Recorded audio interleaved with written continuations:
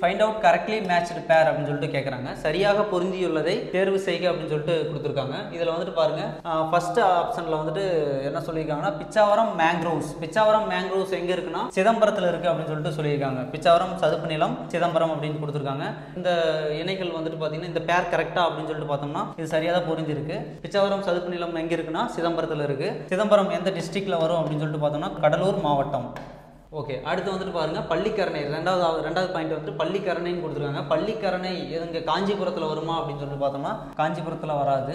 So இந்த பேர் வந்துட்டு ராங்காக இருக்குது. அடுத்து வந்துட்டு தேர்ட் பாயிண்ட் பாருங்க செம்பரம்பாக்கம். செம்பரம்பாக்கம் சதுப்பு நிலம் இது எங்கே இருக்குது அப்படின்னு சொல்லிட்டு பார்த்தோம்னா சென்னைன்னு கொடுத்துருக்காங்க. இது ராங்கு.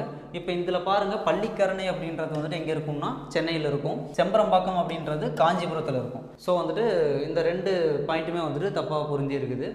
என்ன கேட்குறாங்க, சரியாக பொருந்தியுள்ளதை தேர்வு செய்க அப்படின்னு சொல்லிட்டு கேட்குறாங்க. எதுன்னு பார்த்தோம்னா ஃபர்ஸ்ட் ஒன்று மட்டும் தான் சரியாக பொருந்திருக்கு. ஆப்ஷன் ஏ ஒன்று மட்டும் சரியானது. இது மட்டும் இல்லாமல் சதுப்பு நிலம் வேற எங்கே இருக்குன்னா முத்துப்பேட்டை சதுப்பு நிலம். முத்துப்பேட்டை சதுப்பு நிலம் எங்கே இருக்குது அப்படின்னு சொல்லிட்டு பார்த்தோம்னா திருவாரூரில் இருக்குது.